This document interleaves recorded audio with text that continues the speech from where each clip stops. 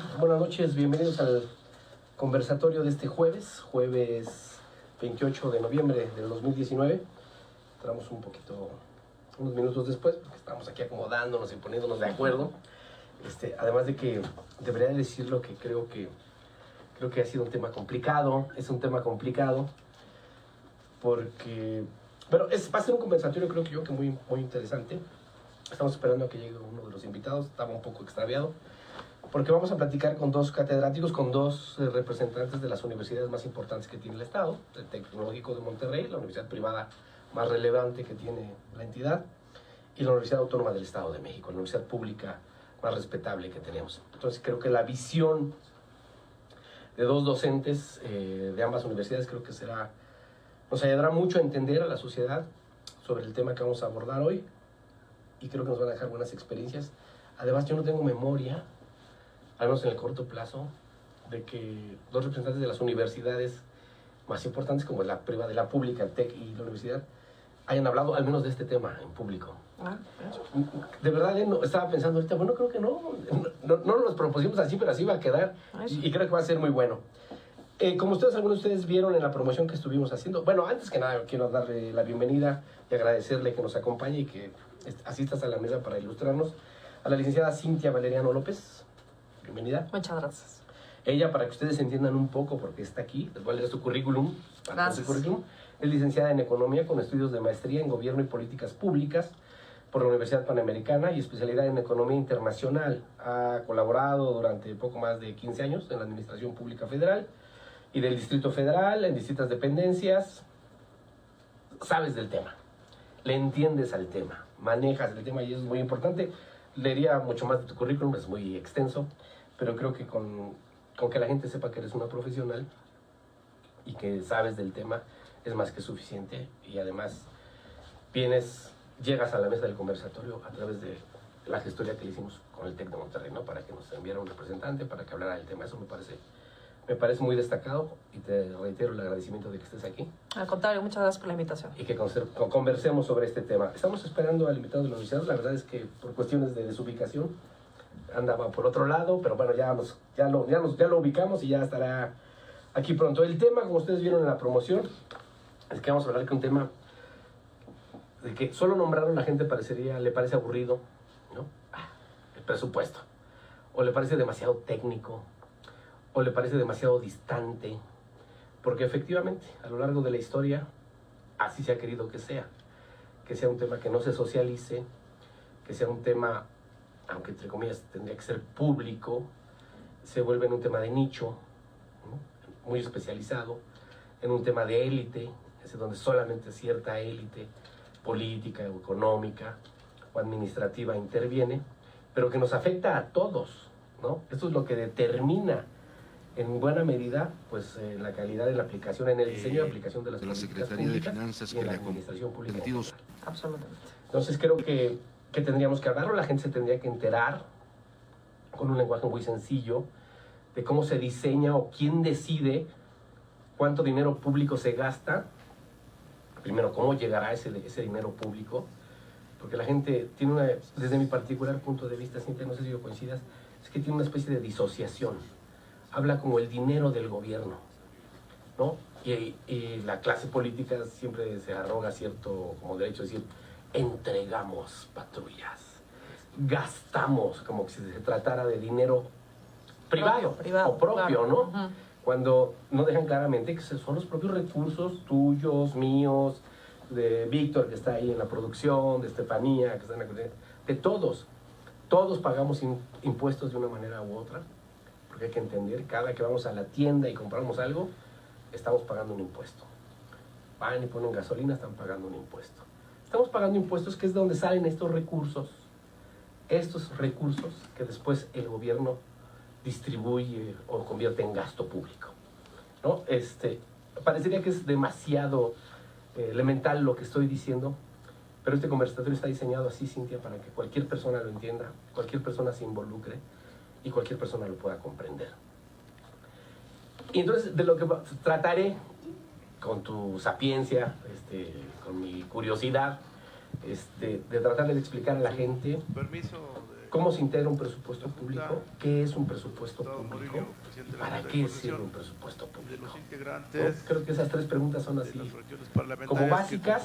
Les recuerdo que estamos transmitiendo en vivo, como lo hacemos todos los martes y los jueves. Que estamos vía streaming en la web, que estamos simultáneamente en todas nuestras redes sociales. Agradezco su verdad, presencia en mi carácter de presidente de la 60ª legislatura y en uso de las atribuciones que me confiere el artículo 47, estamos en vivo. fracción La dinámica, como octava, también lo saben bien, es de vigésima que yo segunda de la sea Ley un Orgánica instrumento del Poder para Legislativo conectar la Estado conversación Libre y de la Soberano de gente que está México. allá contigo, Recibo el paquete fiscal y que lo pueden integrado hacer cualquiera por de la las ley vías que tenemos. Tenemos un conmutador de que ingresos justamente del está apareciendo en Estado, pantalla. Un ley de multilínea. ingresos de los ¿Me lo regresas, municipios, Víctor? ¿Me regresas? Aquí presupuesto está de egresos del Estado, el conmutador es todos para el 1670508. Si nos llaman de fuera de esta zona y del Valle de además Toluca, reformas, tienen que marcar la alada adiciones, 722. derogaciones, Normalmente nos llaman a diversos muchos del Valle de México. de la maravilloso. materia. Sí, sí, Con entonces apego bueno, al procedimiento 722 1650508. Si quieren hacerlo vía telefónica, ustedes ponen su mensaje, alguien se los va a tomar ahí en la será recepción presentado la y lo va a escribir y lo va a subir plenaria aquí. Y yo lo comentaré. Después lo pueden hacer, tenemos un número de WhatsApp, también si quieren usar esa vía, les es más fácil enviar un mensaje de WhatsApp, también es lo mismo, ahí está el número 722-571-5534. Ponga su mensaje, aquí lo van a redactar y me lo van a pasar. O como normalmente lo hacen, debo de decirlo, y ahí esa es una especie de costumbre, de que la gente preferentemente se comunica vía las redes sociales, y en particular vía Facebook, que pone su mensaje ahí en el muro y ahí hasta el debate se organiza. Me parece muy sano. Cualquiera de esas formas de que se comunique son válidas. Reglas elementales, como le digo en cada conversatorio, cortesía, ¿no? Cortesía. Siempre tenemos ahí un buen número de haters. Ya no se desgasten, no les voy a hacer caso. Y también quiero decir que tampoco puedo nunca leer todos los mensajes. Hacemos una selección arbitraria, sí, ciertamente. Tomamos las que consideramos nosotros más interesantes y se las presentamos aquí al invitado o los invitados. Hecha toda esta perorata, vamos a entrar en materia, en espera de que llegue el maestro Dante León Ortega, que es el representante de la Facultad de Economía de la UAM y que está por aquí. Bueno, Cintia, si te parece bien, un poquito de contexto, ¿no? Tengo aquí una nota que se elaboró, bueno, que es apenas hace unos días, para ser exactos, el 21, ¿no? El 21 pasado, la Secretaría de Finanzas, que es el órgano encargado del Poder Ejecutivo del Estado de México, presenta lo que se llama el proyecto de presupuesto, ¿no? Que incluye el presupuesto de ingresos, o la ley de ingresos, como técnicamente le llaman, y el presupuesto de egresos, ¿no? Lo que van a recibir y cómo se lo van a gastar. Lo presentan para análisis, discusión, obvio, no lo dicen, negociación, ¿no? Con el Poder Legislativo, que por mandato de la ley, por mandato de la Constitución, son los responsables, la legislatura es el poder responsable de aprobar el presupuesto, ¿no? El Poder Ejecutivo, el gobernador propone y los diputados disponen, ¿no? Es correcto. Ellos son los que le van a decir, sí, no, aquí le bajamos, aquí le subimos, esto sí, esto no. Y así se vuelven corresponsables ambos poderes y hacen gobierno, ¿no? Son cosas que a lo mejor a veces la gente no entiende, ¿no? O no comprende o no sabe. Para entender cuál es el grado de corresponsabilidad en la estructuración de un presupuesto. Son los dos poderes, no es solo el gobernador. De hecho, el primer responsable es la legislatura, porque son quienes dicen sí o dicen no. Suben o bajan montos. Bueno, el presupuesto, para que ya tú nos digas lo que nos tengas que decir al respecto, el presupuesto para el 2020 que está planteando el Poder Ejecutivo del Estado de México sería, estoy hablando del presupuesto de egresos, lo que quiere gastar, pues, son 302,000 millones de pesos, ¿no? Que presupuestalmente se rompe la barrera de los 300,000 millones, nunca en la historia del Estado de México se había roto esa barrera de 300,000 millones, se rompería, mejor dicho, en este 2020, y el año pasado, por aquí tengo la cifra, creo que fue de 296,000, algo así. 284,000. 284,000, es decir, la verdad es que la variación en términos porcentuales es pequeña, porque también es un presupuesto que se está prospectando en un escenario de crisis, ¿no? Si no de crisis, por lo menos de un frenón económico. Sí. Va a ser complicado. ¿Qué podrías decirnos al respecto, Cintia? ¿Qué tendría que saber como elemental conocimiento la gente común y corriente? Bueno, el documento de presupuesto de egresos para el siguiente año que elabora cualquier gobierno estatal, básicamente se comienza a elaborar desde finales de julio y hasta principios de octubre, hasta la primer quincena de octubre, que es cuando la Secretaría de Finanzas termina por concentrar todos los documentos o las propuestas que mandan las diferentes dependencias, tanto el Poder Ejecutivo como organismos auxiliares, autónomos, descentralizados, etcétera, etcétera, que integran la Administración Pública Estatal. ¿Cómo se crea un presupuesto? La verdad es que se hace de una forma muy similar a como las familias crean o desarrollan sus propios presupuestos. Es decir, supongo que cualquier familia, ¿no?, cuando sabe que va a llegar la quincena, pues ya sabe perfectamente bien cómo le va a hacer para distribuir esa quincena, cuánto se tiene que destinar para el súper, cuánto se le tiene que destinar para las escuelas, cuánto para el transporte, cuánto para el auto, cuánto para el seguro, cuánto para el crédito, cuánto para la casa, la abuelita, etcétera, etcétera, ¿no? De la misma manera en la que nosotros elaboramos nuestro presupuesto, de un ingreso que sabemos, o que aquí es donde está quizá la principal diferencia, porque nosotros hacemos presupuestos en función de este ingreso que creemos o estamos casi seguros que nos va a llegar. Salvo alguna eventualidad, no que te despidan antes de que cobres la quincena o alguna cosa. En este caso, el gobierno del Estado elabora un anteproyecto de presupuesto, o elabora un presupuesto, y este presupuesto se aprueba por parte de la Cámara de Diputados, incluso sin tener la plena certeza de que van a obtener los recursos suficientes para poder enfrentar ese presupuesto, ¿no? Es decir, se hace una proyección sobre de dónde van a obtener los recursos necesarios para poder cumplir con este presupuesto. Tanto que viene específicamente a recaudaciones de los estados, tanto que se va a cobrar por llevar a cabo o por ofrecer una serie de servicios directamente al público, servicios que todos pagamos, cuánto por los impuestos locales, cuánto por participaciones federales de parte de la federación, cuánto por los subsidios de diferentes programas con los cuales se tiene algún tipo de concurrencia, o cuánto para proyectos estratégicos, el caso del tren México-Toluca, entre otros, ¿no? En fin, entonces, bueno, pues finalmente se hace un análisis de más o menos como por cuánto andarán los ingresos para el 2020, y en función de esos ingresos el gobierno estatal concentra las diferentes peticiones que le mandan todas las dependencias. Cada dependencia tiene que considerar 3 cosas muy importantes al momento de elaborar su proyecto, su anteproyecto. 1, cuánto cuesta la nómina y cuánto costará para el siguiente año. Sobre todo si es que va a tener la necesidad de contratar a más personas, o si va a mantener exactamente la misma plantilla, bueno, cuánto cuesta esa plantilla para el próximo año. ¿Cuánto es lo que le cuesta específicamente operar una dependencia? De hecho, si tú analizas muy bien, por ejemplo, cómo está estructurado el presupuesto estatal, te vas a dar cuenta que un porcentaje muy importante, quizá poco más del 50% del presupuesto, se destina específicamente para el funcionamiento del gobierno estatal. Sí, es terrible, ¿no? Es decir, de cada 100 pesos que va a gastar el Estado, más de 50 pesos se va en pagar sueldos y salarios y todo el gasto operativo, la papelería, la gasolina, el teléfono, etcétera, etcétera, ¿no?, de los funcionarios públicos que integran la administración estatal. Por supuesto, todos los programas o proyectos estratégicos, ya sean de subsidios, sean de coinversión, sean de financiamiento, sean de otorgamiento de servicios, etcétera, etcétera, que da cada una de las dependencias a los ciudadanos del Estado de México.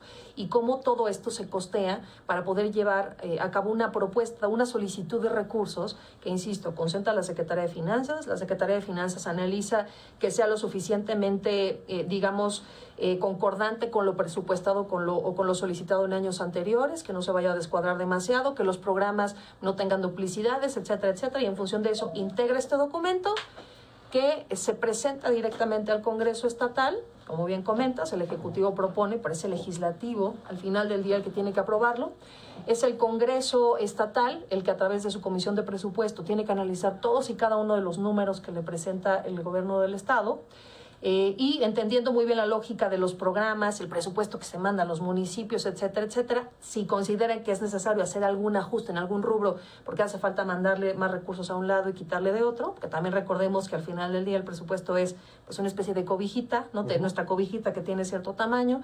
Entonces, si tú quieres mandarle más recursos, por ejemplo, para el presupuesto que se manda a los municipios, pues tienes que descobijar de un lado para poder cubrir del otro, ¿no? No es tan elástico el presupuesto como quisiéramos. Y bueno, pues una vez que se agota, digamos, la discusión, se somete, digamos, en sesión plenaria y es el pleno el que tiene que aprobar el próximo presupuesto y, como bien comentas, la ley de ingresos, que es este documento que nos dice con mucha exactitud de dónde cree el gobierno del Estado que va a sacar el recurso, estos más de 300,000 millones de pesos para poder gastar en el 2020. Palabras más, palabras menos. Tú hace unos minutos, justo al inicio de esta transmisión, me parece que haces un comentario bastante pertinente, que tiene que ver con por qué a los ciudadanos a veces nos da como mucha flojera hablar sobre estos temas de presupuesto, porque creemos que de veras es un tema que a nosotros pues ni nos va ni nos viene, es un dinero que tiene el gobierno y que el gobierno quién sabe para qué lo utilizará, cuando en realidad es un documento de muchísima relevancia porque impacta en absoluto en todas y cada una de las, digamos, del contexto de nuestra vida diaria. El que haya más o menos policías en la calle, por ejemplo, cuidando a los ciudadanos, tiene mucho que ver con el presupuesto que se aprueba. El que tengamos más parques o un mejor cuidado del medio ambiente tiene que ver con el presupuesto que se aprueba en la Cámara de Diputados locales. El que a los ayuntamientos que integran nuestro Estado de México tengan el presupuesto suficiente para cumplir con los servicios de limpieza, de alumbrado, de seguridad, de esta seguridad de proximidad, en fin, toda esta clase de servicios que tienen que brindarle a los ciudadanos de primera mano, tiene que ver con la aprobación del presupuesto. Entonces, de nada nos sirve, ¿no? De repente me ha tocado mucho escuchar en diferentes foros a ciudadanos muy molestos porque dicen, es que los del gobierno del Estado no puede ser, ve nada más dónde gastan el dinero, en lugar de utilizarlo para aquello que nos hace falta. Pero ciertamente no, como ciudadanos quizá no estamos como tan sensibilizados para decir, bueno, a ver, ya que el documento está discutiéndose en la Cámara de Diputados, pues a mí también como ciudadano me interesa saber en qué está proponiendo el gobierno del Estado gastar y dónde creo yo que verdaderamente hace falta. En buena medida, un instrumento que se ha utilizado, sobre todo desde hace poco más de 15 años a la fecha, es este famoso presupuesto participativo, que es este porcentaje de toda la bolsa gigantesca de recursos que le aprueba el Congreso al gobierno del Estado, donde pues básicamente se lo ofrecen directamente a los vecinos, directamente a la comunidad, para que la comunidad determine exactamente en qué quiere que se invierta. Por supuesto, ¿en qué quiere que se invierta? Pues algo que no necesariamente sea parte de la obligación del Estado, ¿no? Es decir, tú como miembro de una comunidad, pues difícilmente vas a utilizar el presupuesto participativo, que además es mínimo, pues para que te refuercen la policía, porque eso es un mandato, es algo con lo que debe de cumplir el ayuntamiento y luego el gobierno del Estado también, ¿no? Entonces, en ese sentido es muy, muy importante, es un documento realmente relevante, impacta de forma considerable, no solamente la forma en la que se comportará pues el destino de nuestro Estado el próximo año, sino dónde podrían encontrarse los espacios, digamos, de riesgo más importantes, ¿no? Por ejemplo, te puedo anticipar uno, que es lo que tiene que ver con la seguridad pública.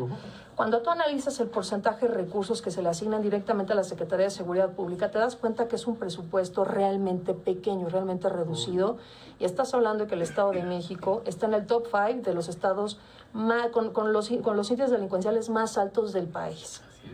Entonces, cuando tú comparas esta parte del presupuesto versus el gasto corriente, sí dices, híjole, pues como que debería el gobierno del Estado invertirle un poco más en reforzar. Deberíamos, que me gusta que hables así, que deberíamos. Por supuesto. Porque no lo ves como ajeno, ¿no? Claro, al final es nuestro dinero, claro, tú bien lo comentaste, claro. ¿No? Que pudiéramos invertir un poco más de recursos a la Secretaría de Seguridad Pública, fortalecer o especializar, a capacitar mejor, a incrementarle los salarios a los policías o equiparlos mejor para poder hacerle frente a este enorme problema, este enorme reto que tenemos de inseguridad en la entidad. Quizá en lugar de estar privilegiando pues el pago de celulares, las dietas o qué sé yo, ¿no? O los abusos, o la corrupción. Por supuesto. Entonces, en ese sentido se vuelve de verdad muy relevante este documento. Es uno de los documentos más importantes y que debería de ser de fácil manejo para todos los ciudadanos también. Creo que yo supongo que es un diseño que no es un error, que no es una casualidad, que hay un diseño, a lo mejor es muy mal pensado, ¿no? Que es un diseño justamente para que el tema no se socialice, porque tengo aquí cómo se asignó más o menos el presupuesto de este año, ¿no? Que yo te puedo garantizar, Cintia, que si el 1% de la población del Estado de México lo sabe, se me hace que es un exceso. Creo que es un tema de nicho, de élite, solamente muy pocos saben cómo se distribuyó el presupuesto, en qué se distribuyó el presupuesto y cómo se ejecuta el presupuesto, peor aún, cuáles fueron los resultados reales de ese presupuesto. De acuerdo. Quiero que la gente se entere. el capítulo 1000, el famoso capítulo 1000, ¿no? Que es el capítulo de servicios personales, que no es otra cosa más que la nómina, ¿no? Aquí lo dicen de una manera muy técnica, así como servicios personales, es nómina. O sea, lo que el gobierno del Estado de México, y quiero que se entienda que esto va más allá de que yo esté juzgando, pues, de que no tendría yo la fortaleza técnica como para decir, lo voy a juzgar. Simplemente se lo digo a la población para que se entere. Tú, si eres una técnica, tú tendrías que decir, lo viste de inmediato, ¿no? Bueno, pues si tienen 300 y 300,000, se gastan 132,000 millones en nómina. Por supuesto. Es decir, una tercera parte. De cada 3 pesos que tienen, solamente uno, lo pagan a los salarios, ¿no? Solamente a los salarios. Son 132,000 millones. Este año es de 291,000, decía que son 291,059. Es el presupuesto, el presupuesto de este año.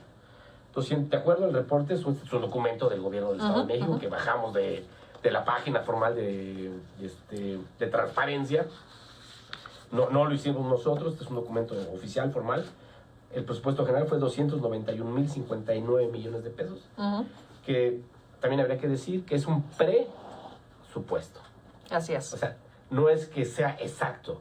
Yo te quiero decir que comentábamos que por primera vez presupuestalmente para egresos se rompía la barrera de los 300,000 millones. Así es. Pero en 2018 el gasto total global del gobierno del Estado fue de 328,000 millones de pesos. Claro. Gastaron mucho más de lo que han presupuestado. Más, por supuesto. Bueno, así es.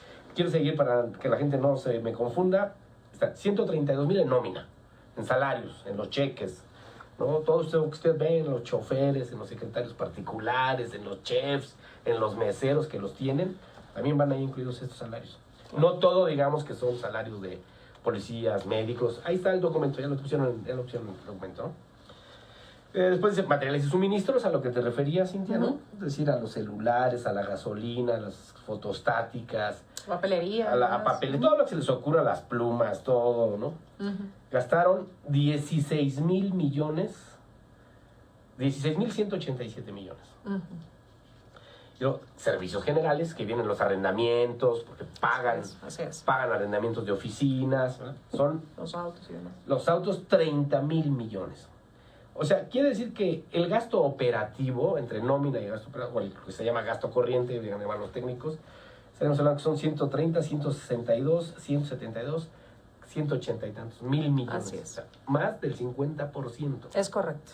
Más de la mitad, lo que tú decías. Más de la mitad del dinero que recibe el gobierno lo hace para abrir el negocio. Así es. O sea, como para levantar la cortina y atender solo en eso. Así es. Después, transferencias, asignaciones y subsidios y otras ayudas, 25,000 millones. A esto se refiere el dinero que el gobierno del Estado envía a los ayuntamientos como apoyo presupuestal.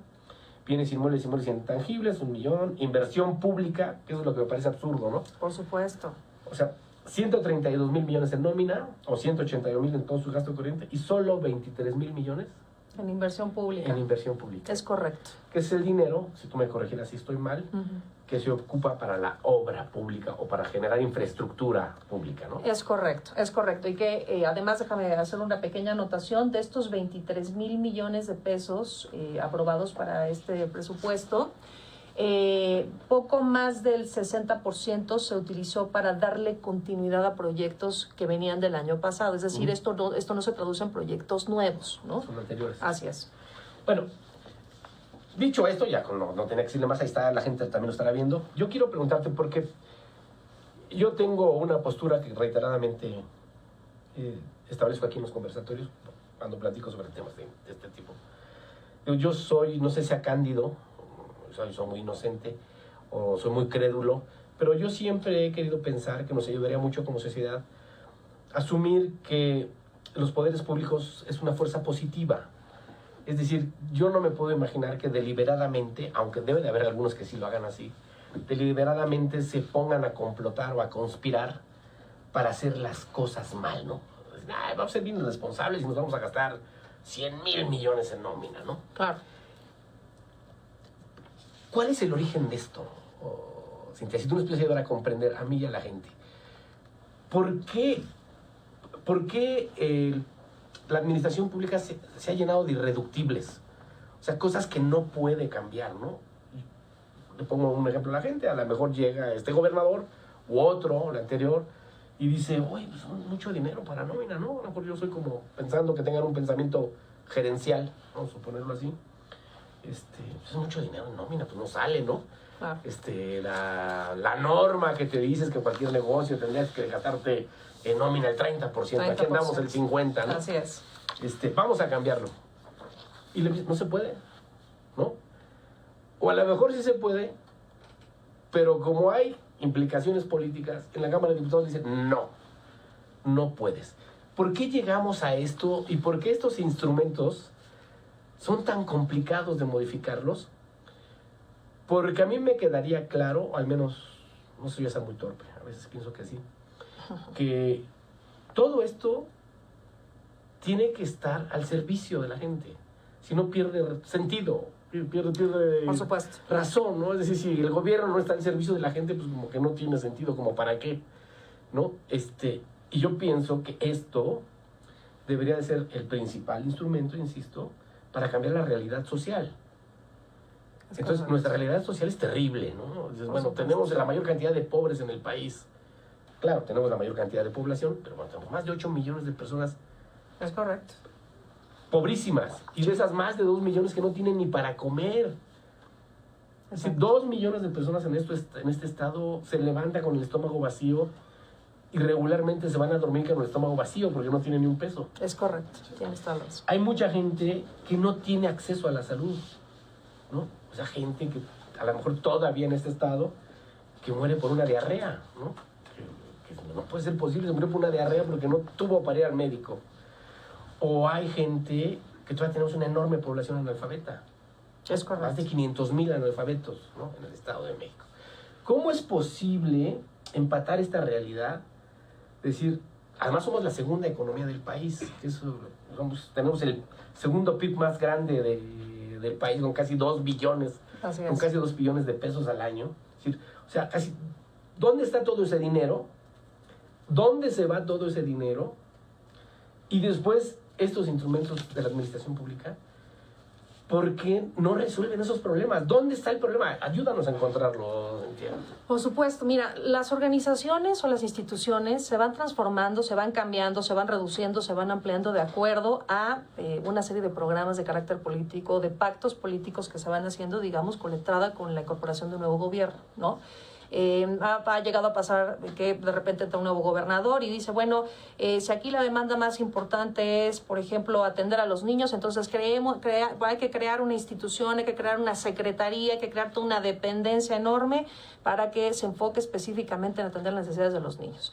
Y luego viene el siguiente gobernador y bueno, ahora por lo que veo la preocupación número 1, de acuerdo a las políticas que se mandatan sobre todo a nivel federal o a nivel global, pues es que debemos de darle cierta prioridad, por ejemplo, la atención a los asuntos de las mujeres. Entonces hay que crear toda una institución que arrope y que atienda todas las necesidades que tienen las mujeres en el Estado. Y tú dirías, bueno, me parece que si la lógica para la creación de instituciones o de organizaciones, no solamente en el Estado de México, sino en cualquier otra entidad o en la misma federación, es esta, entonces debería de ser muy sencillo poder identificar cómo el presupuesto asignado a una dependencia se traduce en términos de resultados eficaces, ¿no? Al final del día, porque en teoría fueron creadas esas instituciones para resolver problemas muy concretos. Entonces, por ejemplo, tú hace unos minutos hablabas, por mencionar un caso, el caso de la pobreza. De acuerdo a las últimas estadísticas, me parece que es la estadística del 2017, el 47.9% de la población en el Estado de México está considerada como población en pobreza. Sí.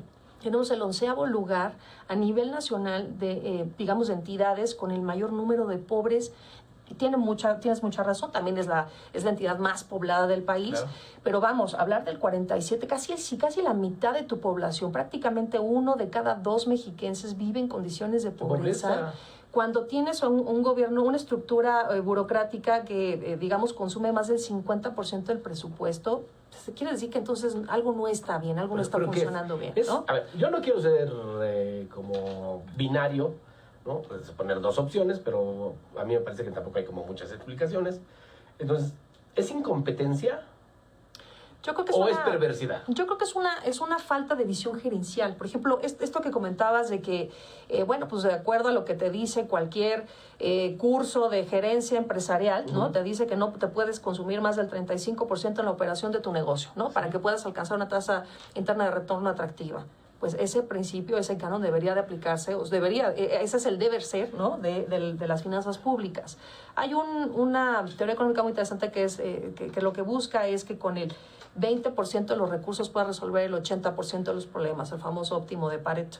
Aquí lo que vimos es un óptimo de Pareto, pero hacia la inversa, al revés, ¿no? Donde utilizas el 80% de los recursos para resolver solamente el 20% de los problemas. ¿Con qué tiene que ver? Pues sí, quizás sí con una falta de diagnóstico oportuno sobre cuáles son los problemas reales, quizás sobre una discusión mucho más activa por parte de la sociedad sobre cómo queremos que esta clase de problemas se resuelvan en el corto, mediano y largo plazo. Y quizá el punto medular no solamente del Estado de México, sino a nivel federal, a nivel nacional, en cualquier lugar donde te presentes, prácticamente vas a encontrar el mismo fenómeno, es esta falta de planeación de largo plazo. Es decir, hemos ido trabajando, ¿no? De forma como muy accidentada, de acuerdo a cómo se van dando las circunstancias y el contexto, pues, el contexto nacional, y a partir del contexto nacional, pues, ¿qué nos toca hacer como Estado? El Estado de México, bien lo comentabas, es la entidad que aporta, está en el segundo lugar en términos de aportación al Producto Interno Bruto. Aportamos casi el 10% del Producto Interno Bruto, que es enorme, es una aportación gigantesca. Sin embargo, cuando empiezas a analizar, bueno, ¿cómo es que el Estado que está en segundo lugar de aportaciones al Producto Interno Bruto Nacional, por qué tiene estas cifras tan importantes como, por ejemplo, ser la 12ª entidad con el mayor número de trabajadores en la informalidad? Es muy contradictorio, ¿no? A mí me parece muy contradictorio. Es tremendamente contradictorio. Tenemos niveles de inflación muy altos. Sin embargo, tenemos una tasa de crecimiento económico que viene con una tendencia hacia la baja. En el 2017 fue de 4.5, para el 2018 fue de 2.6 y ahorita no alcanzamos ni el 2.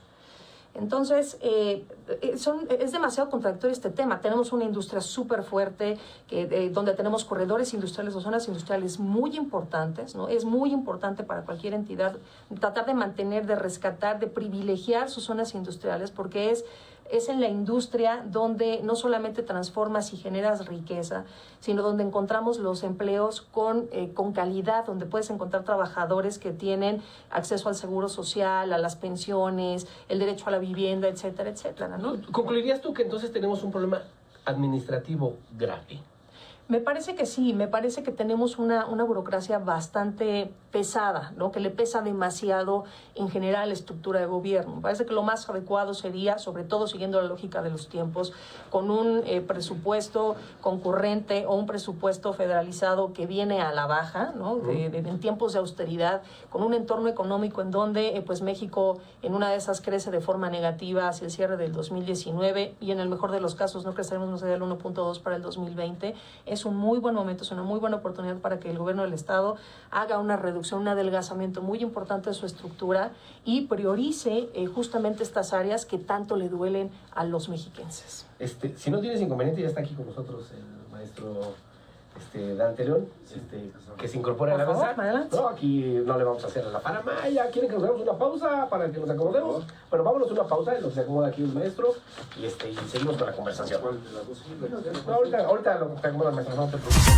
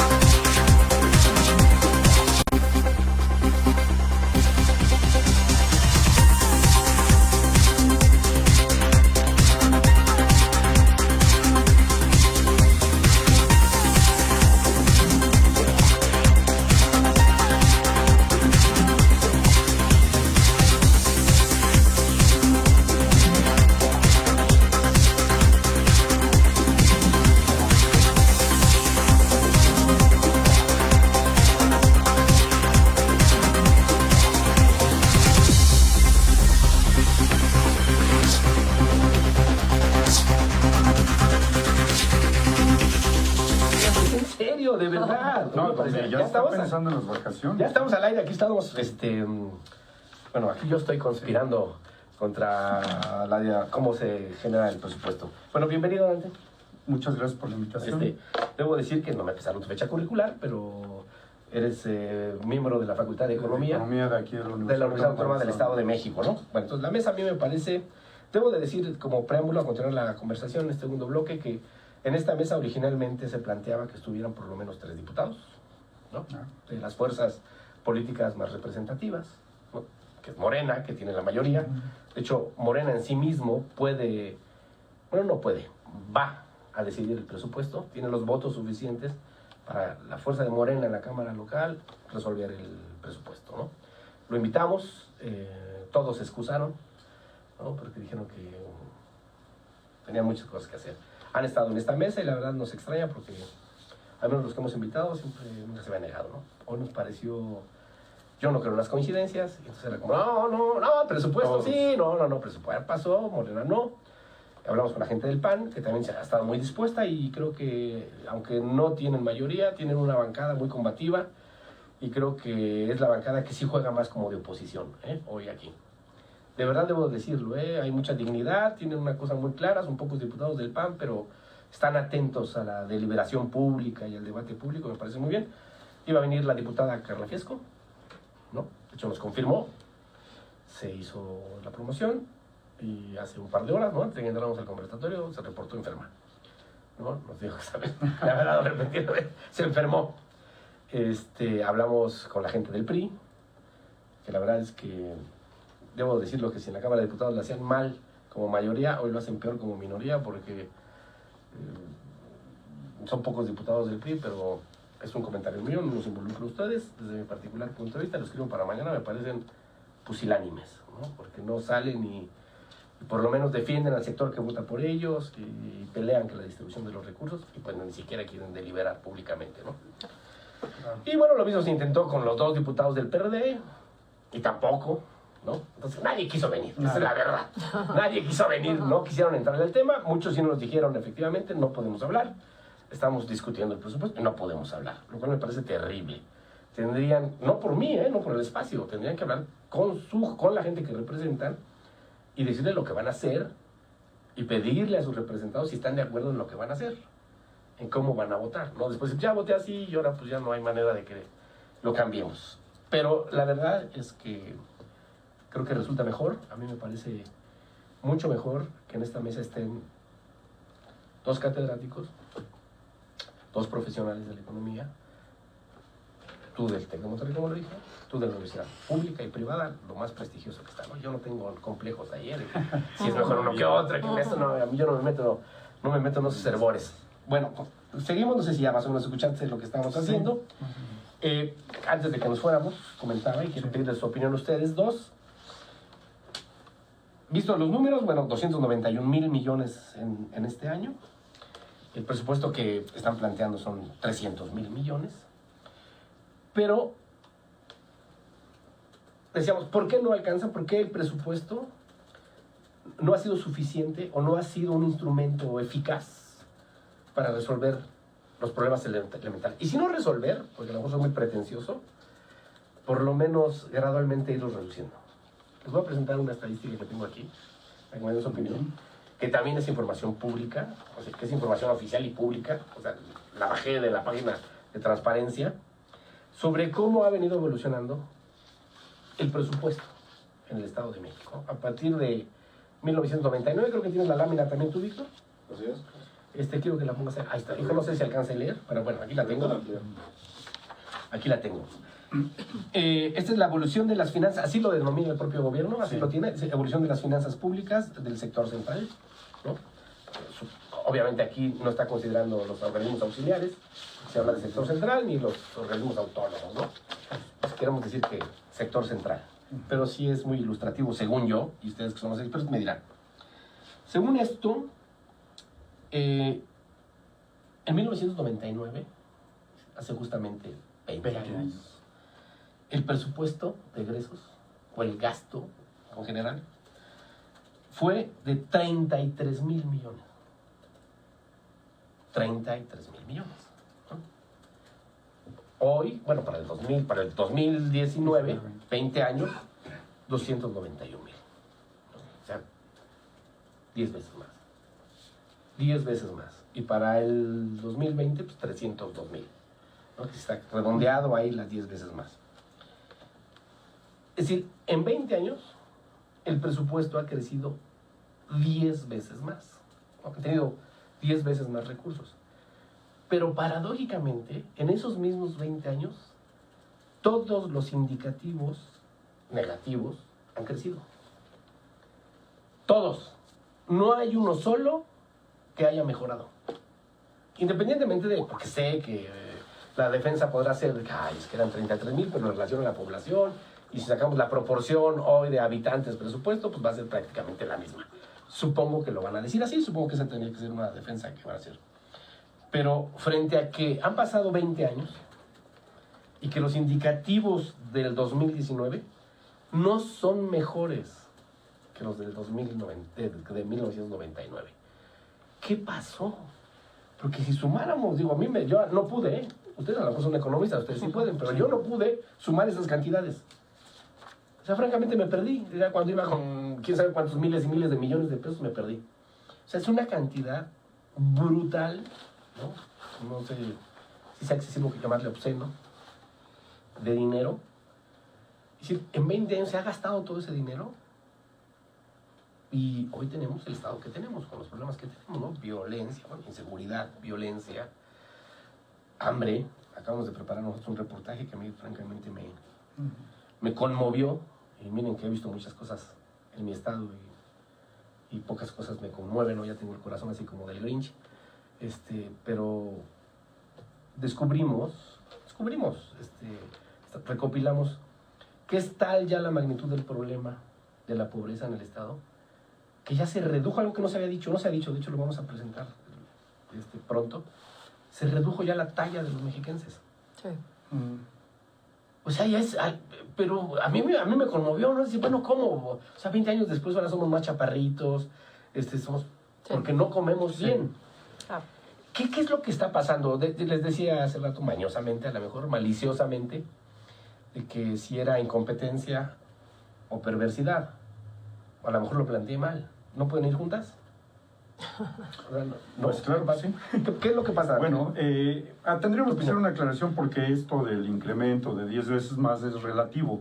Tendríamos que transformar ese presupuesto en lo que nosotros como estudiosos de la economía denominamos precios constantes o precios que contemplan o descuentan la inflación, que quiere decir que los presupuestos que están manejando ahí seguramente son valores nominales, ¿no? Pero no se están tomando en cuenta que los precios han incrementado, entonces tendremos que descontarle eso para ver la magnitud en que en realidad ha crecido.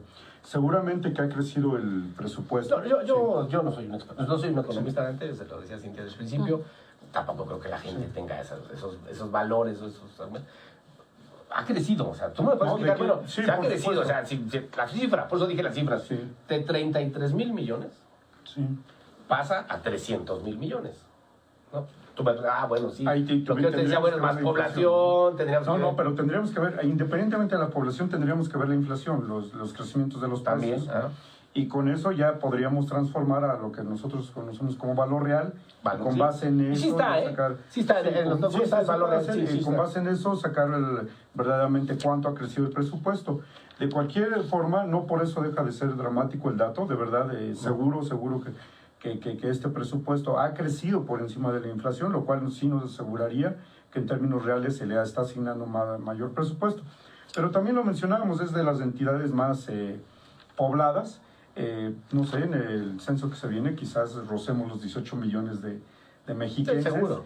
Y obviamente esto ha traído consigo que haya una desigualdad muy marcada en todos los ámbitos, ¿no? Creo que al respecto no se ha hecho gran cosa como para tratar de reducir esto. Dio la cifra y aproximadamente 1 de cada 2 mexiquenses vive en pobreza. Entonces esto es alarmante, ¿verdad? Quiere decir que cuando se plantea un crecimiento económico, por muy grande que sea, que en este caso, ya lo mencionó, también ha ido hacia la baja, pero si aún así se sigue creciendo económicamente, pero no se generan los mecanismos que distribuyan de una manera más justa el ingreso, pues entonces la desigualdad permanecerá y no sé cuál sería tu opinión. Absolutamente de acuerdo. De hecho, cuando analizas, por ejemplo, cifras como PIB per cápita, te das cuenta que el Estado de México, de las 32 entidades federativas, pues está en el lugar número 28 en ingreso per cápita. ¿Cómo te explicas que tienes al Estado que está en segundo lugar de aportación al Producto Interno Bruto, pero en términos de esta sumatoria y el valor promedio de todos los ingresos que ganamos los mexiquenses en un año, sea de apenas 106,840 pesos al año? Y eso nos coloca en el 28º lugar, ¿no? A nivel nacional. De 32. Entonces. Así es. Entonces, cuando ves esta clase de indicadores, como por ejemplo ingreso per cápita, el tema de la tasa de pobreza o del porcentaje de población en pobreza en el Estado de México, el porcentaje de población en extrema pobreza, que ya lo comentaste hace un rato, no, estás hablando del 7% de la población, entonces empiezas a analizar todavía mucho más con detalle, por ejemplo, dónde están los principales problemas, dónde están las carencias o la falta de acceso de la sociedad en el Estado de México. Entonces, por ejemplo, para darte un dato, el caso de la educación, el 13.2% de la población en el Estado de México tiene un rezago educativo con respecto a la media nacional. 13.2%. Cuando tú analizas, por ejemplo, el presupuesto destinado a la Secretaría de Educación, te das cuenta que dentro del presupuesto que se divide por dependencias, pues es el presupuesto más importante. Entonces, aquí volvemos a encontrar, digamos, esta falta de concordancia entre cómo se distribuye el presupuesto versus cómo obtienes estos resultados, ¿no? Por ejemplo, el tema de la carencia por acceso a alimentación, esta radiografía que te da este porcentaje importante de la población en el Estado de México que vive en condiciones de pobreza, pues estás hablando del 20.2%. Es decir, 20 de cada 100 mexiquenses no tiene acceso a una alimentación de calidad, ¿no? Esto de alguna forma explica, por ejemplo, la reducción en la talla. Pero cuando analizas, por ejemplo, el presupuesto que tiene una dependencia como desarrollo social, pues te das cuenta que pues, es uno de los presupuestos quizá que está en la medianía, ¿no? Cuando debería ser una línea estratégica directa. En fin, son esta clase quizá de problemáticas que no sé si no han sido debidamente discutidas, expuestas, que hace falta. Ahí es justamente donde son tan necesarios los contrapesos en el Poder Legislativo, ¿no? Porque en buena medida son los legisladores los que en principio tienen esta relación directamente con las comunidades, que deberían de estar perfectamente bien, digamos, contagiados, ¿no? con las carencias y los problemas directos de cada uno de sus distritos. Y esta es la clase de discusión que debería de sentar las bases de un presupuesto, pues que vaya enfocado justamente a resolver esta clase de problemas y no a distribuir el presupuesto de acuerdo a contratos políticos o cuotas políticas, partidistas, etcétera, etcétera, ¿no? Porque, entonces la pregunta, te la comentaba Cintia, bueno, parecería porque empezamos como traté yo de llevar la conversación por la parte técnica, ¿no? Bueno, digamos, desde la parte técnica, entendemos que hay dinero, ¿no? Sí. Si eres un estado que tienes un PIB de este tamaño, solo atrás del Distrito Federal, ¿no? No solo en aportación, sino en volumen, ¿no? Nuestro PIB es el segundo nacional. Es decir, se genera mucho dinero, ¿no? Se produce bastante. Sí. Tienes un presupuesto para ejecutar tus políticas públicas, pues es el más grande del país. Ninguna de las otras entidades del país, de las 32 entidades del país, tiene un presupuesto del tamaño del que tiene el Estado de México. No, bueno, en el caso del Distrito Federal, Ciudad de México, aparte la de la educación, que se hace cargo una federación, pero como documento base de presupuesto, ninguna entidad, ni Nuevo León, ni Jalisco, ninguna de esas. Bueno, es dos. ¿Pero por qué nos empobrecemos? Aquí hay una situación que no sé si la comparta, pero creo que muchos de los economistas actualmente hemos endiosado demasiado el crecimiento económico, pero sin ubicarnos en qué se va a emplear o cómo se va a emplear parte de este presupuesto económico. Lo mencionaba precisamente, es increíble que seamos la entidad que más Producto Interno Bruto genera, pero cuando nos metemos al per cápita, nos vamos al lugar número 28. Esto se puede demostrar, se puede constatar con algunos indicadores de medición de la distribución del ingreso, como son el coeficiente de Gini o el índice entrópico de Theil. Cuando se mete uno de estos indicadores, entonces encontramos que el Estado de México es uno de los peores que tienen distribuido el ingreso. ¿Qué significa esto? Que si bien las tasas de crecimiento económico del Estado han sido magras, de que van en descenso, no le quieren entrar al asunto de que si se mejorara la distribución del ingreso, quizás podríamos tener, y ya que se endiosa el crecimiento económico, podríamos quizás tener mayores tasas de crecimiento si se le da oportunidad a un mayor número de gente de poder tener acceso, obviamente, a oportunidades de trabajo realmente dignas y también quizás empresariales o autoempleo. De tal manera que esto nos empezaría a generar un crecimiento todavía mayor de lo que estás diciendo. Pero, ¿qué significaría esto? Redistribuir el ingreso, buscar los mecanismos, y algunos, como siempre hablamos en términos de economistas, de costos de oportunidad, algunos no están dispuestos a pagar esos costos de oportunidad. Y entonces ya traen como un debate hasta de las cosmovisiones económicas, ¿no? Es decir, si es un planteamiento neoliberal, si es un planteamiento progresista, porque yo no soy economista, no me voy a decir, pero entiendo que una de las vías de distribución más fáciles de la riqueza pues, es la salarial, ¿no? Tendría que ser una de las más eficaces, de las inmediatas, pero siempre pareciera que en la construcción de las políticas públicas o de los diseños presupuestales están ausentes los factores humanos, ¿no? Claro. O sea, no se diseñan a partir de las personas o de las necesidades de las personas, sino se diseñan a partir de las cifras, ¿no?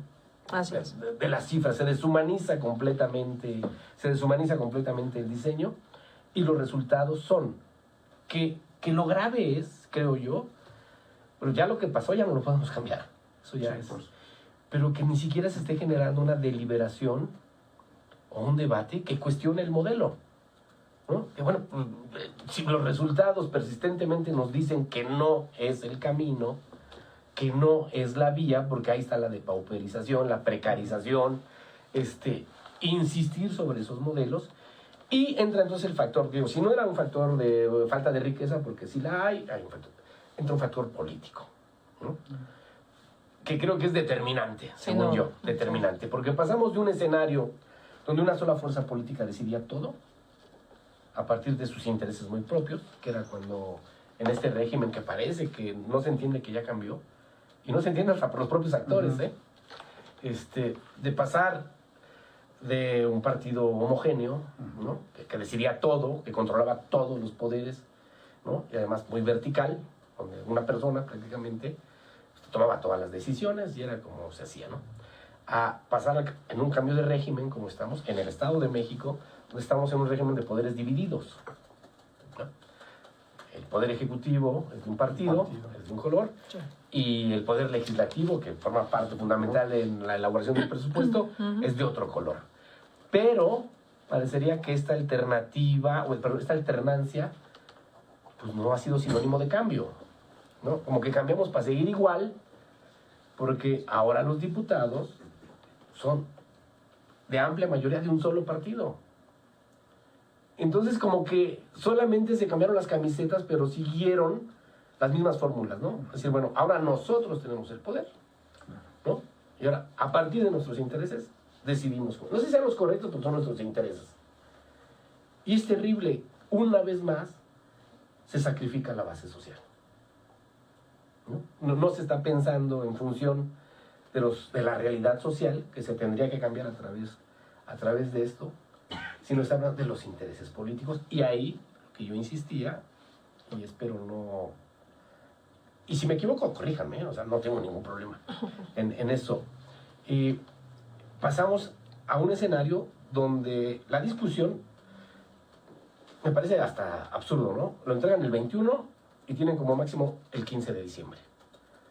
O sea, un documento de política pública de esto, tan importante. Que además no sé cuánto, nada más si yo lo imagino en papel, pues cuántas hojas deben de ser, que tengan del 21 al 15, o sea, estamos hablando de 15, 24 días.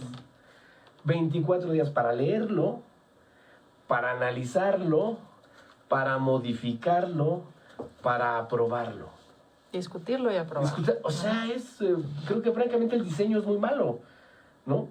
Es muy, muy malo. O sea, es muy poquito tiempo para esto, porque pues, los diputados que lo van a aprobar no tenían acceso a estos documentos, ¿no? De hecho, nadie tiene acceso a esos documentos. Hoy son como los rollos del Mar Muerto, ¿no? Nadie sabe dónde están, nadie los conoce, solamente los conocen. Los conoce un grupo pequeñito de diputados, ya lo vamos a conocer cuando esté aprobado. Claro. O sea, no lo vamos a conocer antes, la sociedad no lo va a conocer antes. Por eso decía que personas querían venir los diputados, porque seguramente sabían que les iba a preguntar esto. Sí. ¿no? Entendían que les iba a preguntar esto. Ustedes como profesionales, como técnicos, como conocedores de la materia, ¿cuáles tendrían que ser las alternativas para modificar esto en función de que se vaya modificando para bien la realidad social, que es muy dramática? Me parece que en ese sentido es muy importante la participación de la academia. Yo siempre he defendido en buena medida que cuando se abre la discusión de documentos tan importantes como este, porque estamos hablando pues quizá del futuro, ¿no? de millones de mexiquenses, cuando se abre la discusión no solamente a la clase política, sino específicamente a la academia, cuando se abre la discusión con el sector empresarial, cuando se abre la discusión con las organizaciones de la sociedad civil, con la sociedad civil en su conjunto, de verdad podrías enriquecer muchísimo esta visión de Estado, esta visión de largo plazo, ¿no? ¿Cómo le podemos hacer para poder revertir problemas tan graves o tan lacerantes como el tema de la pobreza? Bueno, si tú escuchas, en buena medida, por eso Aristóteles decía en su definición, en su primera definición de economía de Oikonomos, que decía que Oikonomos era la administración de la casa, decía en su momento este filósofo, ¿sí?, que los grandes gobernadores o los grandes gobiernos deberían de observar muy bien cómo se daba la dinámica en casa, porque de la misma forma en la que se administran los recursos en la casa, se deberían de administrar en el Estado.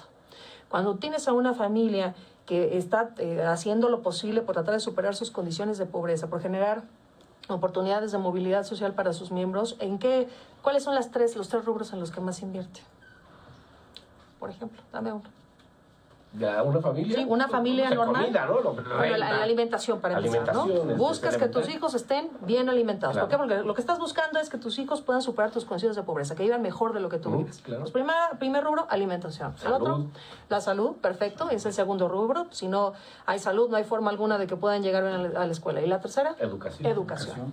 Bueno, pues de la misma forma en la que cualquier familia le invierte, o buena parte de sus recursos, o la parte más importante de sus recursos la invierte en alimentación, en educación, tristemente en salud, ¿no? En salud creo que es lo último donde invertimos las familias en promedio. De la misma manera debería tener esta visión el Estado. Tú quieres que tu sociedad supere condiciones de pobreza, necesitas que haya profesionistas bien educados, que haya profesionistas bien alimentados y que haya ciudadanos que tengan las mejores condiciones de salud posibles. Mientras no se cumpla, mientras tú no cuides estas tres patitas que sostienen en buena medida esta mesa que es el Estado, difícilmente vas a poderle dar la vuelta o revertir un fenómeno tan triste como la pobreza. Y a la medida en la que tú resuelvas estos tres pilares básicos, también vas a ver, digamos, efectos en el mediano plazo en términos no solamente de crecimiento económico, como ya decía el maestro, sino en términos de desarrollo. Porque cuando tú cuidas la alimentación, la salud y la educación de la sociedad, en realidad lo que estás generando es desarrollo. Estás mejorando las condiciones debido a la calidad de vida de la sociedad. En consecuencia, tendrás crecimiento económico, pero siempre y cuando tú vigiles estos tres pilares del desarrollo. No sé, ¿tú qué opinas? Por supuesto, hay dos visiones precisamente ahorita que señalabas. Esto del crecimiento económico, se hacen dos planteamientos, grosso modo, para que lo entienda también la población. Es que algunos plantean que el crecimiento económico per se va a llegar el momento en que va a desparramar sus beneficios y entonces ya los de abajo se podrán beneficiar. Esa es una visión, neoliberal. Digamos la neoliberal. Y la otra es lo que señalaba precisamente, tenemos que empezar a preocuparnos por la mayoría de la población y en este caso para erradicar la pobreza, fijarnos en la educación, obviamente lo señaló, en la alimentación y en la salud. Esto es precisamente lo que señalaba. Ahora, si nosotros corregimos esto, quizás podríamos tener mayores potenciales de crecimiento, pero ¿en dónde está la oposición? Que esto empezaría a corregir la desigualdad de la cual yo hablaba y forzosamente siempre en economía hay un costo de oportunidad. El costo de oportunidad es que quizás algunos cuantos que ganen mucho tendrán que empezar a ceder en sacrificar un poco sus beneficios. Y no es que directamente se los cedan a los pobres. Eso no se entiende. En una sociedad verdaderamente desarrollada, verdaderamente moderna, obviamente la población va a tener ese acercamiento en su grado de preparación y los diferenciales ya de ingresos no pueden ser ya tan grandes, ¿no? Pero eso obviamente lo que les decía va a generar esa oposición en algunos. También se hablaba de la cuestión de los políticos, ¿no? Y creo que era un poco condescendiente. Yo le agregaría un poco, aparte, lo primero que deberían tener es voluntad. pero de todas las características que necesitamos, yo sí le agregaría una, quizás, y que lo mencionó aquí la maestra, de acercarse a la academia, porque yo me pregunto, y comprenden todo lo que está ahí, yo conozco a muchos políticos y de verdad no lo comprenden. O sea, están tratando de solucionar algo que ni hay voluntad plena, ni hay una comprensión tampoco plena de los problemas, ¿no? Y ahí a veces quizás nos desprecian un poco a los académicos, pero que podríamos hacer una labor de colaborar con ellos para que tuvieran una visión mucho más adecuada de la problemática que sufre nuestro Estado. Pero el modelo en sí mismo no permite eso, porque bien lo decías, yo no soy tan cuidadoso como tú, ¿no? La verdad es que muchos diputados, los cuales estamos en sus manos, ¿no? Para decir, francamente, es un nivel, bueno, yo puedo decirte que mucho su déficit ético es brutal, ¿no? Deshonestos, pues, corruptos, ¿no? Con un pasado comprobado de corrupción. Quise decir que hice como tu déficit ético, ¿no? Su nivel, su estructura de pensamiento crítico es pésima, su capacidad reflexiva también lo es. Muchos de los que son diputados, y eso no va en desdoro de ellos, es producto de un efecto, de una reacción, ¿no? De todo un movimiento. Muchos de los diputados nadie los conoce, ¿no? O sea, llegaron porque fue algo reactivo, es decir, se viene en la cabeza que fue el presidente López Obrador y arrastra toda una ola de gobiernos y de diputados. Y no estoy hablando en desdoro de ellos, ¿eh? No estoy diciendo que todos. Estoy diciendo que una buena parte, que no dominan mucho menos la materia, ¿no? Que no la dominan, pero sobre todo el diseño, ¿no? El propio diseño lo hace imposible. Vamos a suponer que tengan muy buena voluntad, que lo quieran hacer, pero creo que en 24 días pues, es imposible. No, sí. Sí, no. O sea, simplemente no se podría. Claro. Ellos mismos tendrían el poder, porque además hay que decirlo que este es el segundo presupuesto que van a autorizar. O sea, no es que digamos, es que no saben, acaban de llegar y entonces no sabían cómo estaban. Ellos autorizaron el anterior, el 19 lo autorizaron ellos, ¿no? Sí. Hay que entender los tiempos legales y esta legislatura, de las primeras acciones que hizo fue autorizar el presupuesto. O sea, tienen experiencia. Entonces, ellos mismos tendrían que haber modificado el modelo, ¿no? Porque lo pueden hacer sobre el poder legislativo. ¿No? Si saben que pues, no son suficientes 24 días, vamos a ampliarlo a 60, a 90 días, Claro. que se podría hacer, pero además por ley lo abrimos, hacemos un parlamento abierto, ¿no? Sería sensacional, claro. ¿no? Donde la gente pueda enterarse y pueda saber lo que estamos haciendo, Claro. ¿no? Entonces la gente sepa lo que estamos haciendo y es donde yo hablaba de poner un control social, Así es. ¿no? Ejercer un control social. Así Vamos es. a hacer la segunda pausa. Hijo, es un tema que da como para muchísimo, pero creo que están ilustrando muy bien a la gente, me están ilustrando muy bien a mí. Estoy aprendiendo bastante y ese es el afán del conversatorio, ¿no? Me encanta. Que podamos hacer de temas que parecerían a la distancia que son aburridos, ¿no? Porque son poco interesantes, a que verdaderamente creo que son las claves del cambio. Son los puntos que se deberían tocar para que las cosas realmente se modifiquen. De nada sirve que uno vaya y vote y que quiera que las cosas cambien si solo votamos y luego nos vamos, ¿no? Y por eso las cosas no cambian. Vamos a hacer la segunda pausa, regresamos. Vamos a regresar, productor, si no tienen inconveniente. Quisimos hacer un pequeño ejercicio, no tiene la dimensión, por supuesto, ni lo pretendemos hacer así de una encuesta, porque fue un sondeo que hicimos en la ciudad para ver la gente que tomamos al azar, a ver qué opinaba, ¿no? Entonces nos vamos y regresamos con eso.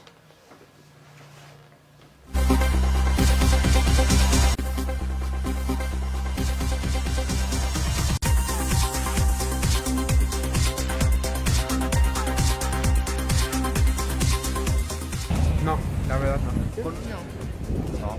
Lo que pasa es que yo ya vivo en un pueblo, ellas son delegados. Aquí sí es el Rodolfo. Ese es que el gobernador. Ese es el presidente municipal. No, diputado sí no. Pues ahora sí que es casi lo mismo. Sí, el diputado Bernardo Segura del Partido del Trabajo. No. Pero no recuerdo su nombre.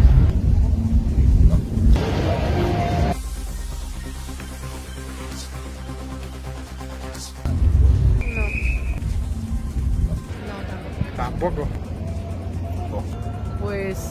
sí, pero casi no consulto como que pues sí, ¿no? ¿Cómo se dice? Pues veo las noticias, pero No, tampoco.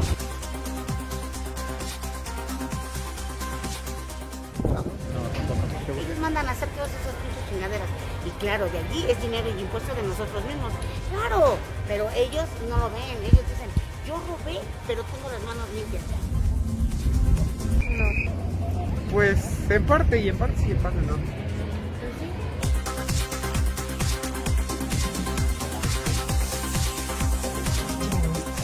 Sí. Bueno, ya lo vimos, quisimos tomar una muestra al azar, ¿no? Pues sí, al azar y preguntarles si conocían a sus diputados, si sabían cómo se elabora un presupuesto, si saben quién lo elabora y si saben para qué sirve. Invariablemente, todas las respuestas fueron no. Esto creo que no es un método de comprobación de nada, pero sí nos da una ligera idea de que pues, la población está por acá y la discusión de la cosa pública, de los asuntos públicos están por acá en una élite solamente, ¿no? Bueno, este es el último bloque, sé que tiene muchas cosas que hacer, sé que están ocupados, estoy muy agradecido. Tendríamos que ir encaminar la conversación hacia una especie como de conclusión desde el punto de vista de ustedes como autoridades en la materia, ¿no? Ya vimos que no hay un problema financiero, económico, es decir, no es que no haya riqueza, ¿no?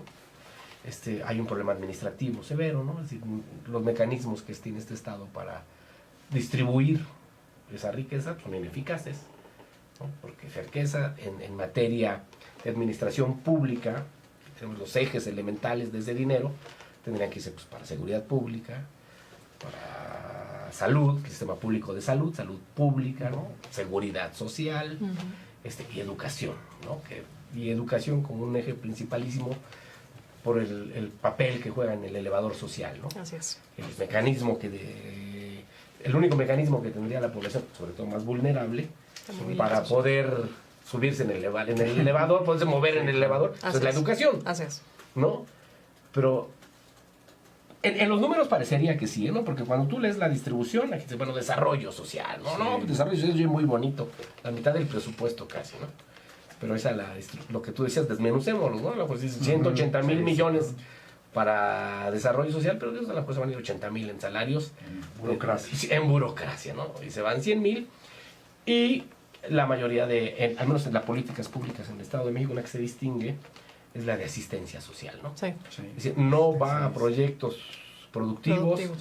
¿No? Sino va a sedar los efectos de la pobreza solamente. No a combatir la pobreza, sino a sedar los dolores que provoca esa pobreza, ¿no?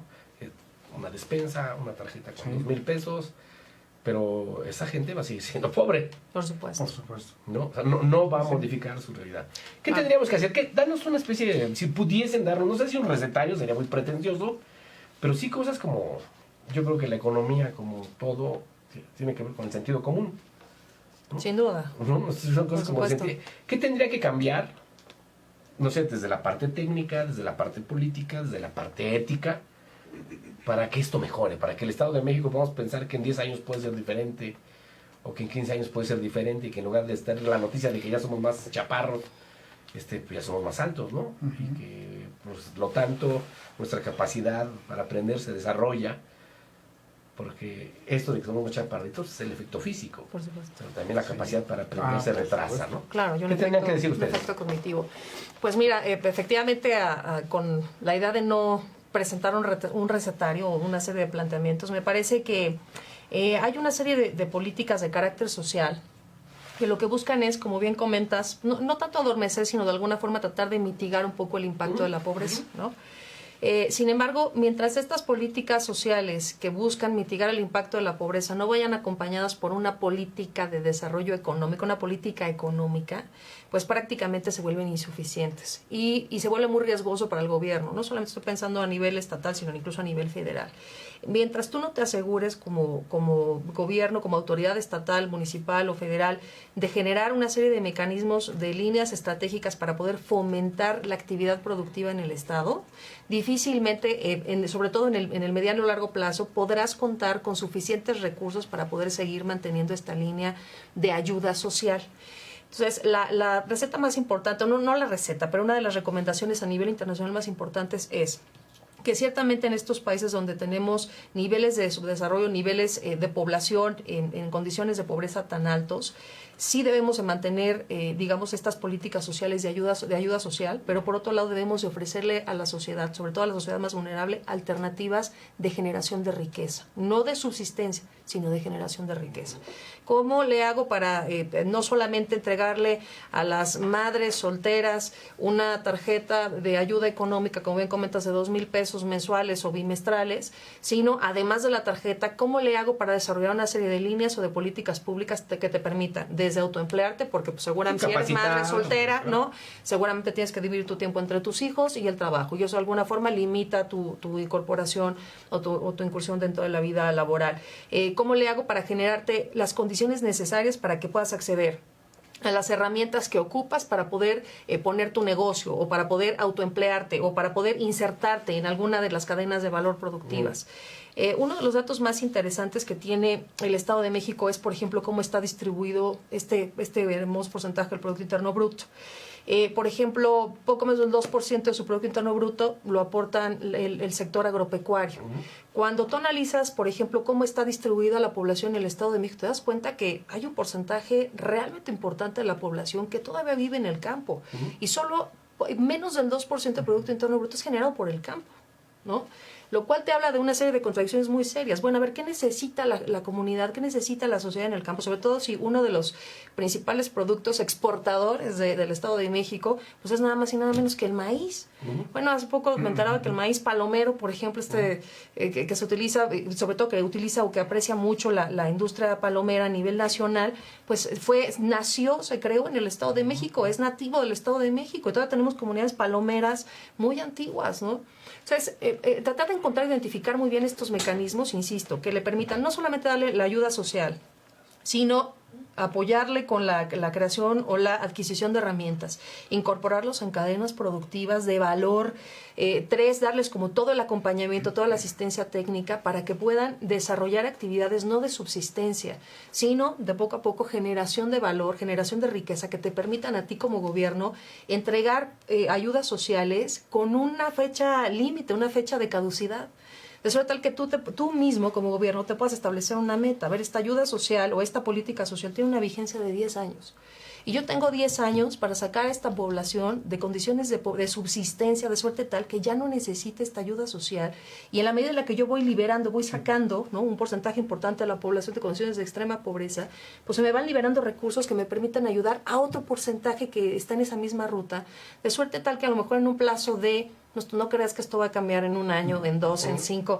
Estás hablando de políticas de muy largo plazo y quizás esa es la razón por la cual los políticos le sacan tanto la vuelta a esta clase de medidas, porque los resultados no son tangibles y muchas veces a ellos les toca iniciar proyectos de cuyos resultados no les va a tocar ver ni disfrutar. No son rentables políticamente. Exacto. Como no hay rentabilidad política en esta clase de medidas, pues van por la más fácil, ¿no? Te doy una ayuda económica y con eso, mira, sé que te tengo contento, aunque al final del día no logres superar tu condición de pobreza, y ya cuando venga el siguiente gobernador, pues quién sabe a ver qué se le ocurre o si le otorgan presupuesto a este programa para que siga subsistiendo con esta ayuda económica. Me parece que vamos por ahí. Bueno, pues abundando un poquito al respecto, y creo que todo esto que se plantea totalmente estoy de acuerdo, pero algo que yo vería y que quizás faltaría esa voluntad política, porque se mencionaba que los políticos son una élite, pero esos políticos son una élite que yo no sé si tengan voluntad, porque yo tengo años siguiéndolos y son los mismos. O sea, se rolan de un puesto a otro, entre familiares. La sociedad los desconoce, pero cuando nosotros nos metemos del círculo, en realidad son personas, son grupos que han aprendido a vivir de la política. Entonces, lo que yo les quiero decir es que todo este tipo de problemas no es nuevo para ellos. Por eso es que yo dudo que verdaderamente tenga voluntad de cambiar las cosas. Van de diputado local a diputado federal o van a presidente municipal y regresan. Sí, me queda claro que ellos trabajan para preservar el statu quo. Exactamente. O sea, no están por cambiar, ¿no? Exactamente. Entonces, en esa dinámica verdaderamente, lo que hablaba aquí, la maestra, es que lo que hablamos de política social y la parte del gasto de gobierno la han concentrado exclusivamente en programas asistencialistas y no han destinado pues, prácticamente gran cosa a actividades que verdaderamente redunden en algo productivo, pero que efectivamente lo asistencialista soluciona de corto plazo, pero es un reproductor de la pobreza. Nunca los va a sacar de pobres. Pero a mí me parece que es contradictorio, Dante, maestra. Morena, en este caso específico hablo con Morena, llega al poder, logra acceder al poder a través de la propuesta elemental de modificar el statu quo. O sea, por eso los vota la gente, porque ya no queremos seguir igual, ¿no? Esto ya tiene que cambiar. Ya tiene que cambiar, entonces como tiene que cambiar, vamos a votar por ustedes. Pero ahora, lo que le decía, en cosas concretas, ¿no? No estoy filosofando, no estoy hablando al vacío. Respecto a lo que tú decías, desde mi particular punto de vista, mi opinión es que creo que el factor político es determinante en esto, ¿no? Determinante más que el técnico, porque se les podrá acusar de todo menos de tontos, ¿no? Creo que no son tontos. Pero hoy quien tiene el poder de decisión, que eso creo que es el factor que modifica todo el análisis. Quien tiene el poder de decisión es esa fuerza política que ofreció cambiar las cosas. Que llegó al poder por eso, porque ofreció cambiar el status quo, ¿no? Dijo, ya no podemos seguir así, denos una oportunidad y lo vamos a cambiar. Pero en los hechos, parecería, que, no digo que general en el país, y también hago diferenciación muy clara. Yo estoy hablando de los diputados del Estado de México. No estoy hablando del presidente, estoy hablando de los diputados del Estado de México. Parecería que los diputados del Estado de México estarían trabajando, no sé si todos, porque sé que tampoco están muy unidos, para preservar el status quo, porque de acuerdo a cómo viene el proyecto, y de acuerdo a hasta lo que está hoy dicho, no lo van a modificar, ¿no? O sea, así como se los presentaron, claro, con 2, 3 matices, lo van a cambiar. Entonces, ¿no tenemos ya solución? Es decir, no vamos a cambiar ni con lo que nos dijeron que nos iban a cambiar. Perdón, yo ahí haría el señalamiento que en el corto plazo definitivamente no, porque si bien los cambios que sí lo estoy detectando a nivel federal, esto es como una especie de pirámide, van a tardar en llegar a los estados, a los gobiernos de los estados, en los congresos estatales y peor a nivel municipal. Gran parte de los diputados que están ahorita en Morena en realidad son políticos reciclados. Sí, del PRD. De otros, del PRD y de algunos de otros partidos que cambiaron de playera. Entonces tampoco tengamos en el corto plazo grandes expectativas. Sin embargo, yo en beneficio un poquito de hablar de esto, yo creo que aquí a 3 años, no sé, en el 2021, tendrá que empezar a ver como una especie de purga, a donde se empiece, una depuración, donde se intente incorporar nuevos políticos con una visión distinta, con una visión de servir y obviamente con preparación. Y que estos políticos que no han hecho gran cosa tengan que empezar a ser desplazados. Esta problemática, si la vemos a nivel de esto, a nivel municipal, está también por los suelos. Sí, no, es terrible. Entonces yo creo que esto lo tenemos que ver con una visión de mediano y largo plazo. Tendrá que cambiar. Sí tenemos esperanzas. Sí, yo creo que yo sí tengo, yo estoy viendo que la tendencia puede ser eso. Ahora también, como lo mencionaba la maestra, depende de nosotros como ciudadanos, porque si nos sentamos como espectadores, entonces difícilmente ellos van a querer cambiar este statu quo, ¿no? Pero, como vienen las señales, creo que, yo no sé si a final de sexenio tendrá que ya notarse estos cambios, desde mi punto de vista. ¿Crees que tenemos esperanza o no? Yo creo que estamos en un momento en el que parece que se menosprecia mucho la preparación y el conocimiento, ¿no? Un poco esa es como mi percepción, que cualquier persona que parece que sabe un poquito sobre algo, ¿no? Inmediatamente es descartada o es señalada o es etiquetada de forma negativa.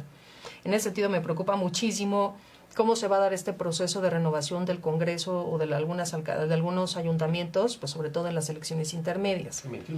Me parece muy importante, yo creo que en estos momentos que la sociedad, esta clase de trabajos, por ejemplo, que se hacen de contacto ciudadano, de tratar de, digamos, de hacer un poco de pedagogía, no solamente de los temas de orden político, sino los temas de orden económico con la sociedad, y que este trabajo quizá nos competa mucho más hacerlo, pues quizá a las organizaciones de la sociedad civil o a la academia o a los medios de comunicación, porque si se lo dejamos en las manos de los políticos, esto no va a cambiar jamás, ¿no? Ahora sí que, como dice el dicho, quieres encontrar resultados diferentes, haz cosas diferentes, ¿no? No pretendas llegar a un lugar distinto si sigues haciendo exactamente lo mismo. Sí, la pregunta elemental que creo que la gente común y corriente como yo se hace, porque pareciera que en el discurso o como la especie de alineamiento mental que se le ha hecho a la sociedad es de que no hay otra alternativa más que esta. O sea, no podemos hacer las cosas de otra manera, ¿no? Claro. O sea, ¿cómo nos son irresponsables? ¿Cómo vamos a menear esto? Eso no se puede, eso es imposible. Pero eso, pues no es tal, supongo yo. No, o sea, claro que no, nada está escrito en piedra, ¿no? Claro, porque eso parecería que eso es lo que se da. Bueno, es que aquí es lo mismo, ¿no? Y la gente llega a esa conclusión porque es una forma de control social. Sí, ¿no? Así es, ¿no? así es. O sea, de control, o sea, así controla la masa y la masa. Y también, yo insisto, no los quiero comprometer a ustedes, sé que representan a dos instituciones y que es muy claro que no los voy a comprometer. Aquí el deslenguado soy yo. Sí, así debo decirlo, mi trabajo además. Aquí el único que me puede correr soy yo, entonces no me voy a correr. Entonces no creo que me vaya a correr. Es que sí se puede modificar, de que tiene que haber una enorme participación de la sociedad. Tremendo, sí. ¿No? Tendría que involucrarse, que es el afán de este conversatorio, sí. Que ojalá haya sido útil, creo que no podemos profundizar mucho, pero sí, bueno, están discutiendo su presupuesto, lo dijiste muy bien al principio, todavía no llegaba, pero lo dijiste perfecto, me pareció muy bien cómo lo describiste. Si usted piensa que no tiene ninguna implicación o de que él es ajeno, está usted equivocado, ¿no? Después no se queje de que el policía no está bien, claro, que el alumbrado no está bien, que la limpia no está bien. Así es. Tiene que ver con el diseño de su presupuesto. Ojalá también, por lo menos de los 75 diputados, que no quiero decir que estén del lado de la maldad, porque quiero ser muy claro, ¿no? Ni que para que se vea que están haciendo algo tendrían que oponerse a lo que está proponiendo el Ejecutivo. Claro. Porque tampoco mi principio sería decir que el Ejecutivo deliberadamente quiere hacer las cosas mal o las quiere hacer contra la ciudad, para que queden muy claras. A mí me parece muy bien que sino tener un poder que obstruya por obstruir se me hace tonto. Claro, totalmente. ¿No? Absurdo, decir, no, pues nada más me voy a poner por oponerme para que diga la gente, ¿no? Pero sí creo que tendría que transparentarse. ¿Te parece que es necesario que se transparente? Absolutamente. Que estuviera deliberaciones públicas. Por supuesto. Sí. Y es más, yo creo que siendo el Estado de México el Estado más grande, con más potencia, con más población, con mayor presupuesto también, con esta aportación tan tremenda al Producto Interno Bruto Nacional, creo que tiene una oportunidad de oro de verdad para fijar un ejemplo muy particular al resto del país sobre cómo se pueden transformar las cosas, sobre todo cuando se abre la discusión de documentos tan importantes como se abre la discusión a la academia, se abre la discusión a los diferentes sectores que integran la sociedad y cómo, insisto, podemos empezar a trabajar desde abajo haciendo esta pedagogía, interesando un poco más a la sociedad, que la sociedad se dé cuenta de lo relevante de esta clase de cosas, de esta clase de hechos, y que encontremos estos canales para utilizar a estos instrumentos que son nuestros diputados locales, que son en su momento los diputados federales, nuestros presidentes municipales, porque están ahí pues justo para escuchar nuestra voz, son nuestra voz cantante en el Congreso, así es. O sea, son nuestras herramientas, usémoslas. Claro, me parece muy bien lo que has dicho, creo que aquí ya surgió una propuesta concreta, muy clara, es decir, bueno, acérquense al conocimiento, ¿no? Tú lo dijiste de una manera más amable, pues que acerquen a la academia, ¿no?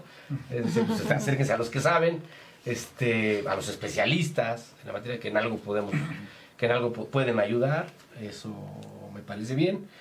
Otra que me parecería fundamental, y la hilaba ahorita que hablabas, es que en estos tiempos de desarrollo tecnológico me parece increíble que un documento como un proyecto de este tipo no pueda ser colocado para acceso público. Por supuesto, por ¿no? supuesto. Por decir, lo subo a internet. Sí, claro. Y con un lenguaje mucho más ciudadano y más no les cuesta amable, nada, ¿eh? Y no cuesta nada. O sea, no es de que, tengo que hacer una super campaña. No, mira, simplemente esto que les entregamos a los diputados lo colocamos íntegro, porque aquí somos absolutamente transparentes. Por supuesto.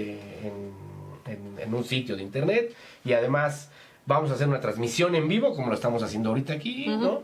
De las deliberaciones de los diputados sobre lo que están opinando, ¿no? Así es. Y después vamos a transmitir, o vamos a colocar un sitio quién votó a favor de qué cosa y quién en contra. Ajá, sí, parece. No costaría nada, la verdad es que es cuestión de voluntad, son cuestiones, ojalá logremos sensibilizar por lo menos a un diputado. Ojalá.